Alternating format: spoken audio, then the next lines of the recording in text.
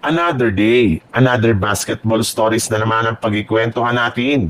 At ngayon nga ay ang pag-uusapan natin ang balitang trade ng Los Angeles Lakers at New Orleans Pelicans at ang balitang pagkuha pa ng Golden State Warriors kay Russell Westbrook. Kahit man nga matagal pa bago mag-umpisa ang mga laro sa NBA, ay busy na nga agad ang mga players ng Los Angeles Lakers sa kanilang mga ginagawang practice sa loob ng kanilang pasilidad ng mga nagdaang linggo. Nagkakaroon nga sila dito ng mga individual practice upang sa ganon ay mapanatili nila na nasa kondisyon ang kanilang mga pangangatawan. At sa hindi nga inaasahang pagkakataon, bagamat man nga napakalayo pa ng kanilang mga laro ay nagsama-sama na nga sa unang pagkakataon ng kanilang apat na big man sa loob mismo ng court. Matapos magsabay-sabay na mag-practice nung nakaraang araw na sina DeAndre Ayton, Jackson Hayes, Maxi Kleber at maging ang kanilang pinakabagong center na si Keylor Telly. At pinapapirma pa lang nga nila ng training camp contract. Yes, tama nga ang inyong narinig. Meron na nga po ngayong apat na sentro ang Lakers sa pangunguna sa kanilang front court. Upang sa ganon, masigurado ng team na hindi na sila madedehado pa pagdating sa ilalim ng basket.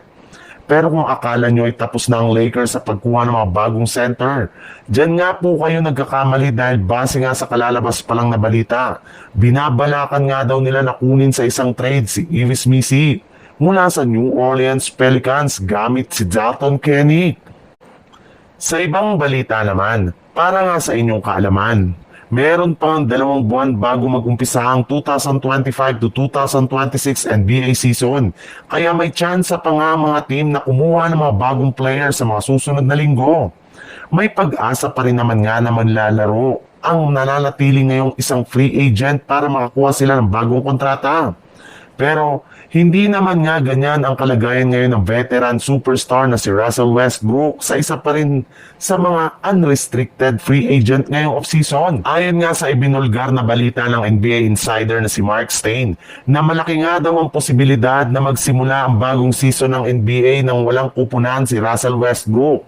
Hanggang ngayon nga hindi pa rin naman nga siya binibigyan ng kontrata ng Sacramento Kings at inaayawan rin naman nga siya ng iba pang kupunan.